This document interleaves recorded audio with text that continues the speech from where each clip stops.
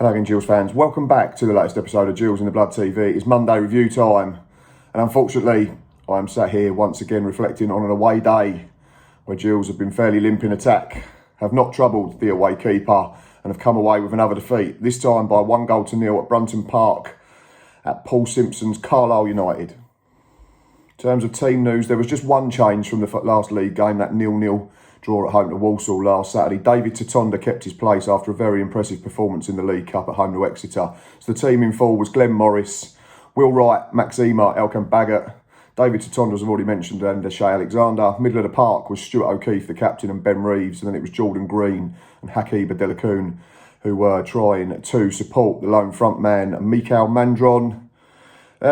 Watched back the game on iFollow. We were the better side first half. We've had more shots. We've had more shots on target. We've had more corners. Got a better pass percentage. But, like we've said all season long, and I sound like a broken record, both shots are too easy for the keeper. They're straight at Thomas Holy. Meat and drink for a keeper of his calibre at this level. From David Tatonda and Elkan Baggott. That tells you all you need to know. A left wing back and a centre half who stepped out and carried on making a run. I think the chance for David Tatonda should be easier if Mikael Mandron has a better touch instead of standing on the ball, and then he has to go and fetch it from behind him, and by the time he gets his pass off to Tatonda, then the angle's got tighter and it makes it harder. But yeah, aside from that, there wasn't a lot in the game. Glenn Morris has had no saves to make first period, and I'd imagine the team talk at half-time would have been more of the same. Second half, Carlisle were always going to come out on the front foot, weren't they? They was going to try and get the crowd up, get them behind them, and we simply didn't deal with it for 15 minutes, and that's when we conceded the goal, which again, ultimately cost us the game. We looked like we was pushed back defensively. We was very deep. We was defending inside our box. Glenn Morris has already had to make a really good save, one-handed from a downward header after a bit of pinball in the box. And then we clear the first phase of play shortly after that, don't we? And then we don't deal with the second phase. We're fine. We're set up on the right-hand side defensively with Shay Alexander and Jordan Green both one-on-one with their men. The ball gets played inside. Shay Alexander, unfortunately, I don't want to dig him out, but it's the second goal that he's cost us this season already. Just doesn't switch on to the reverse ball that comes back from the 1-2. Little back heel, I think it is, into John Mellish's path. Mellish gets a shot off, scuffs it a little bit. It hits Maxima, unfortunately, on the shin and diverts past Glenn Morris, but should never have got that far. It's not on Maxima, it's on Shay Alexander for me. I don't think Jordan Green does a lot wrong. I don't think Will Wright does a lot wrong. He gets tight to his man, and all right, the cross comes in, but if he tries to get too tight, brings him down, we moan at him for giving away a penalty. So it was a tough one for Wright, but should never have got that far again. After that, half chances weren't there from the substitutes. We had one for Scott Cashkit where he got played in by Hakeeb Adelakun. Didn't quite bring it under control and it ran through to Holy. Lewis Walker, I think there was one glancing header that he was on the stretch. But a big chance game right near the end, didn't it? And we played it out to our right-hand side. Will Wright puts in a really good ball and Lewis Walker's 6 yards, 7 yards out. Has to hit the target. Doesn't make a proper contact and it drifts harmlessly out over the far side. It's frustrating. It's repetitive. Like I said, I sound like a broken record looking at these performances and results.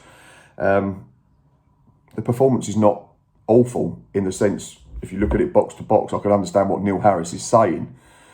But the trouble is, Neil, we're not keeping enough clean sheets to win games by 1-0 because we're not scoring enough goals either. One goal in 540 minutes of league football tells its own story. It's not persuading people to make these long trips, me included. I do have other reasons, and I've had a chat with someone on Twitter about this over the weekend. But it's not encouraging people to pay money for tickets and for travel, and something's got to change. Yes, box to box, we're all right, but if we're no good in either box, we're going to lose more than we win, sadly. Anyway, another defeat, 1-0. In terms of Carlisle's player, I'm going to call this Cumbrian's class act, and for me, it had to go to the match winner, John Mellish. He was very strong defensively, marshalled his team throughout the 90 minutes, and ultimately pops up with a goal that wins his side 3 points. Saw off Mandron after about an hour, which says all you need to know about our attacking prowess at the moment. Played the full 90 minutes, Mellish. Made 1 clearance, 3 tackles, 100% of his duels won on the ground. And overall, he won 73% of them duels. So he was very solid all over the park. And then when we allowed him into our penalty box, popped up with a winner and we made it easy for him. So for me, Cumbrian's class act on the day was John Mellish. In terms of Gills man of the match, it's hard to pick again, but for me there was one player that stood out as trying to keep things happening, trying to get us on the front foot, trying to keep us moving as an offensive threat. Didn't ever come off, but for me it was Ben Reeves again, and it's been one of the big pluses of the season so far. Ben Reeves, I think he completed 90 minutes twice in the league last season, and that was the final 2 games of the campaign when Neil Harris was in charge. And before that, he'd only done it once in the cup under Steve Evans, and that was against Cheltenham. But he's completed 90 minutes 4 times already. But that's not the reason I'm giving him man of the match. Like I said, he was trying to keep things happening. He was trying to get us into good areas. He was trying to pick up pockets of space. I think it was only Will Wright had more touches on our side in the entire game. There was one ball over the top in behind for David Tatonda that he was very unlucky with first period. But again, 69 touches, 79% pass completion.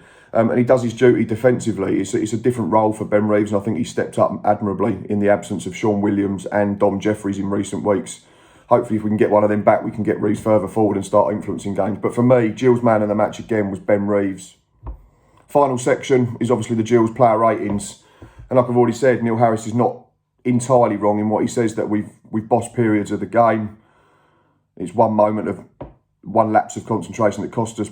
But it's difficult to give high ratings when we keep making mistakes, we don't score goals, and we effectively lose football matches. So I'm going to go Glenn Morris 6. He's got no chance with the goal.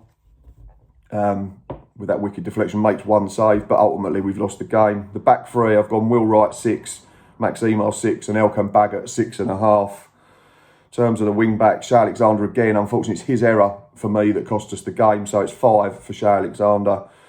Stuart O'Keefe 6. Ben Reeves 6.5, David Tatonda 5.5. Frustrates me, Tatonda, because he was very good in the week, and then he picked up a silly booking in the game against Carlisle, which ultimately led to him being withdrawn early in the second half. Forward players, Jordan Green, Mika Mandron, I've given 5.5 each. Not at it again, we're not seeing enough from them. Hakeeb Abdelakhoun, I thought was bright in patches, gave him a 6. He was unlucky not to pick up an assist for the ball in for Scotty Cashkett when he came on. There was a couple of crosses flashed across the box into dangerous areas. In terms of the substitutes, Ryan Law came on, much of a muchness again, 5.5. Scott Cashkett 6, Lewis Walker 5, and Alex McDonald not applicable. Another Monday, another defeat to reflect on, unfortunately, but the only saving grace is that we are not at work today, the majority of us, because it is bank holiday. So whatever you're doing, I hope you do enjoy your bank holiday weekend.